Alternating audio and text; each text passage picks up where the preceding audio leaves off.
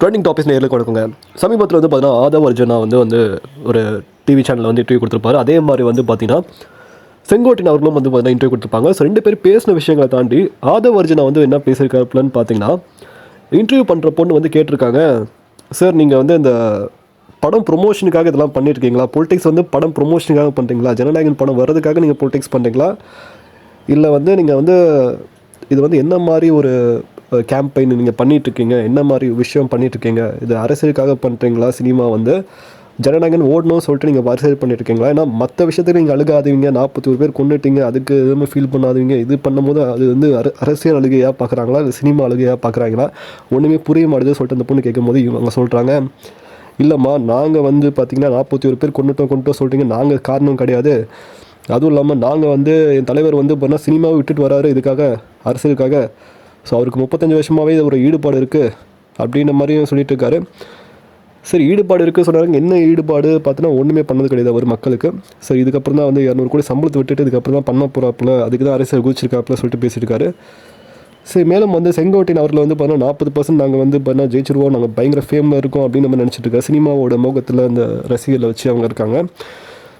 Okay, இவர் பேசினதை வந்து பார்த்தா இது எழுச்சி உருவாக்கணும். இப்போ ஜல்லிக்கட்டில் எப்படி ஒரு எழுச்சி உருவாச்சுன்னு பார்த்தீங்கன்னா, ஒரு ஜென்சி மூலமாக எழுச்சி பயங்கரமாக உருவாச்சுல.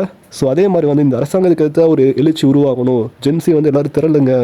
நாங்கள் வந்து கையில் நீங்கள் ஆயுதம் எழுந்திரணும்னு சொல்லலை, நீங்கள் வந்து சண்டை போடணும்னு சொல்லலை. ஆனால் நீங்கள் ஜல்லிக்கட்டில் என்ன பண்ணுங்களோ அதே மாதிரி ஒரு அகிம்சையை நம்ம ஒரு எழுச்சியை உருவாக்க போகிறோம் அப்படின்ற மாதிரி வந்து பார்த்தோன்னா ஆதவ் அர்ஜுனா வந்து பேசியிருக்காரு. ஸோ பேசும்போதெல்லாம் சிரிச்சிட்டு இருந்தாங்க. ஏன்னா பிகாஸ் வந்து இந்த வாரிசு அரசெல்லாம் பேசிட்டு இருப்பாங்களே. ஸோ வந்து அப்பன் பையன் பேரெல்லாம் வந்து அரசியல் பண்ணியிருக்காங்க. ஸோ அந்த மாதிரி அரசியல் பண்ணி நிறைய பேர் ஊழல் பண்ணி தான் வந்து மக்களை நாசம் பண்ணியிருக்காங்க. பல வருஷம் நடந்ததுக்கு அதில் எழுச்சி வந்து உருவாயிருக்கு. அதே எழுச்சி நம்ம தமிழ்நாட்டில் கொண்டு வர போகிறோம் சொல்லிட்டு பேசிட்டு இருக்காங்க.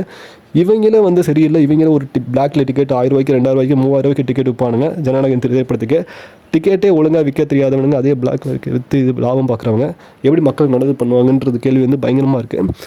ஸோ அதே மாதிரி வந்து பண்ணால் அரசியலில் எல்லாருமே கொள்ளடிக்கிறாங்க. இவங்க சினிமாவில் கொள்ளடிச்சு மேலே வந்தவங்க விஜய் வந்து.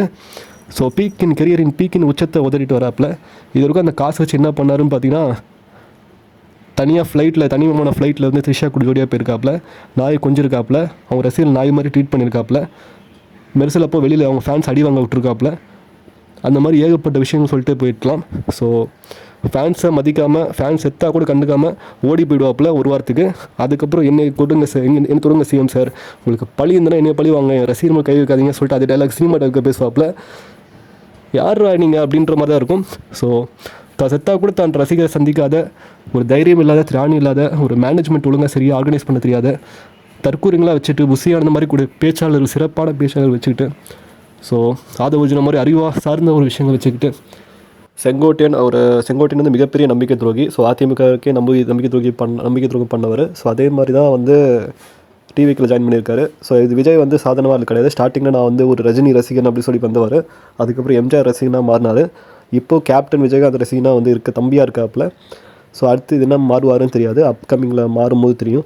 ஸோ இதை பற்றி உங்களோட கருத்தை கமெண்ட் பண்ணுங்கள். ஸோ மேலும் நம்ம சேனல் பிடிச்சா லைக் பண்ணுங்கள், ஷேர் பண்ணுங்கள், சப்ஸ்கிரைப் பண்ணுங்கள், மறக்காம பெல் ஐகான் கிளிக் பண்ணுங்கள். மகிழ்ச்சி.